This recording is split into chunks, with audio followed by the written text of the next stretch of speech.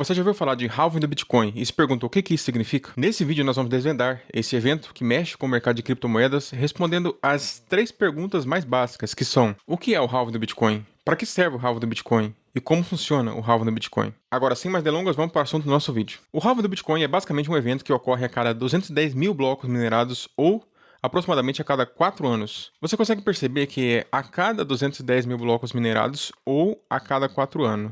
Ou um ou outro. Não existe uma data específica para acontecer o halving. O mecanismo funciona mais ou menos como uma troca de óleo do seu carro, onde acontece a cada tantos quilômetros ou tantos meses. E o que acontece nesse evento chamado halving? Ele reduz pela metade a recompensa dos mineradores para cada bloco minerado, o que leva, consequentemente, a um aumento da escassez de novas criptomoedas e a uma elevação nos preços do ativo, o que traz um grande potencial de valorização e um consequente ganho de capital no caso de você possuir Bitcoin em sua carteira. Nós já tivemos 3 halving e esse será o quarto, como você pode ver na imagem que eu estou mostrando para você agora. O primeiro halving foi em setembro de 2012 e reduziu a recompensa do bloco de mineração pela metade, que no caso caiu de 50 Bitcoins para 25 Bitcoins. O segundo halving foi em 2016 e reduziu a recompensa do bloco de mineração de 25 bitcoins para 12,5 bitcoins. E o terceiro foi em 2020 e reduziu a recompensa do bloco de mineração de 12,5 bitcoins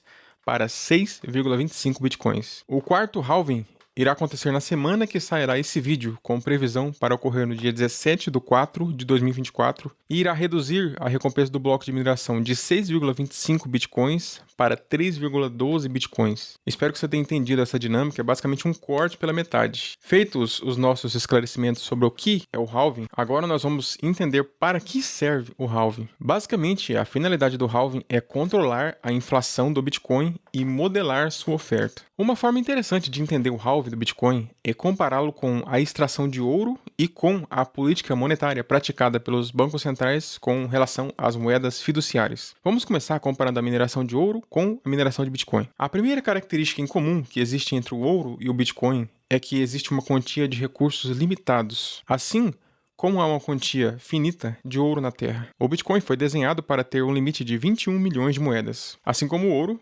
existe um limite de quanto ouro existe na Terra, e o Bitcoin também tem esse limite, que no caso é 21 milhões de moedas. A segunda característica que o ouro e o Bitcoin compartilham em comum é que, como eu expliquei anteriormente, o Bitcoin, assim como o ouro, em ambos existe uma dificuldade crescente na obtenção de novos ativos. Na medida que mais ouro é extraído, os mais fáceis de acessar são os primeiros a serem minerados. Com o tempo, a extração se torna cada vez mais difícil e custosa, o que é semelhante ao aumento da dificuldade na mineração de Bitcoin. Conforme cada halving vai passando, menos moedas estão disponíveis para serem mineradas. E a terceira característica que o ouro compartilha com o Bitcoin é que o valor percebido acaba aumentando com o tempo. O valor do ouro é parcialmente psicológico e histórico, vinculado à sua utilidade e escassez. O valor do Bitcoin também segue uma lógica semelhante. Ele é percebido como valioso por sua utilidade como meio de troca e pela sua escassez digital. Agora vamos fazer uma comparação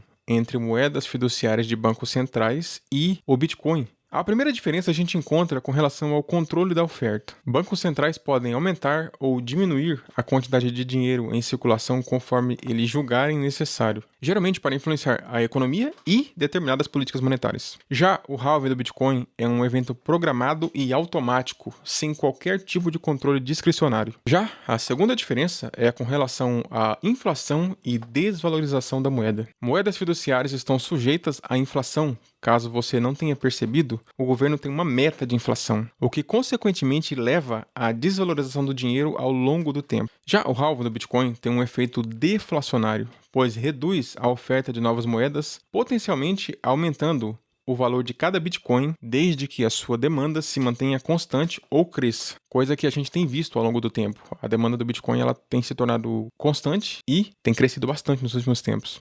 E a terceira diferença que a gente consegue ver é a previsibilidade. Políticas monetárias podem mudar rapidamente e são frequentemente reativas às condições econômicas e à vontade de quem está no poder. Em contrapartida, o halving é previsível e acontece a cada 210 mil blocos ou aproximadamente a cada 4 anos, independente de condições externas. Portanto, o halving do Bitcoin pode ser compreendido como um mecanismo automatizado e previsível de controle da oferta, mais semelhante ao ouro e muito diferente da moeda fiduciária que sofre variações de oferta a depender de quem esteja no poder. Ou seja, a política monetária do Bitcoin possui uma emissão desinflacionária pré-determinada, que é decrescente, com a emissão caindo pela metade a cada 210 mil blocos minerados ou a cada 4 anos aproximadamente, como eu já havia explicado. E a esse processo é dado o nome de halving. Uma curiosidade que muitas pessoas podem ter é por que se chama halving? Esse nome foi dado porque, em uma tradução literal,